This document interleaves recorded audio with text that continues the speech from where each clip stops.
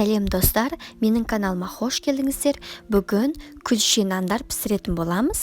Кәдімгі тандыр нанда пісетін күлше нандар.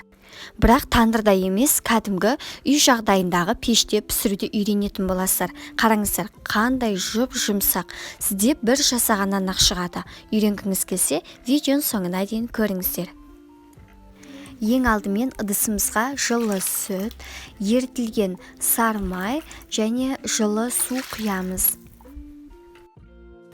Ашытқы салып, еру үшін араластырып аламыз.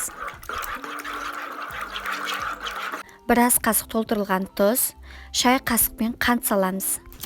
Онда міндетті түрде електен өткіземіз. Енді жұмсақ етіп, қамыр илейміз. Сіздерге көрсетілген ұнның мөлшерінен мүмкін сіздер көп немесе аз қосуларыңыз мүмкін. Өйткені әркімнің ұны әртүрлі болады. Мендегі бірінші сорттағы ұн пионер ұны.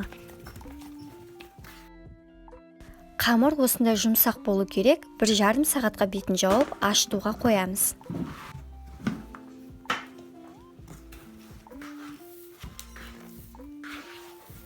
Дастарханымызға ұн сеуіп аламыз. Қамыр қатты жабысып қалмау үшін осылай 1-2 айналдырып алсаңыздар, сіздерде ешқандай қамыр дастарханға жабыспайтын болады.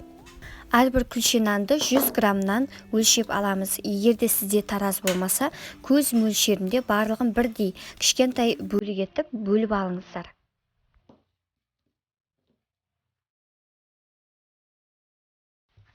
Енді оларды кішкентай зуалыларға келтіріп аламыз. Осындай ыдысымыздың астына силиконовый қағаз, яғни пергамент қағазын қойып қойсаңыздар, қамырларыңыз жабыспайтын болады. Және бетін 10-15 минутқа жауып, қамырды демалдыру үшін қойып қоямыз.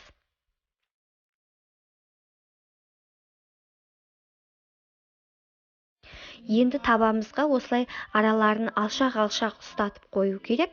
Яғни міне жайған кезде бір-біріне тиіп қалмау үшін. Және қараңыздар, күлше нанды жасап жатқанда тек қана ортасын басамыз. Ортасын осылай кеңінен ашып баса беріңіздер, өйткені піскен кезде көтеріліп, бұлай арасы қатты ашық қалмайды.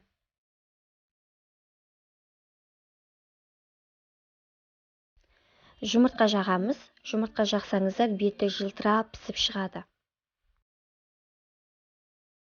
Және осындай күнжіт, қара күнжіт, сары күнжіт араластырып сепсеңіздер өте дәмді болады, немесе седана қоссаңыздар болады.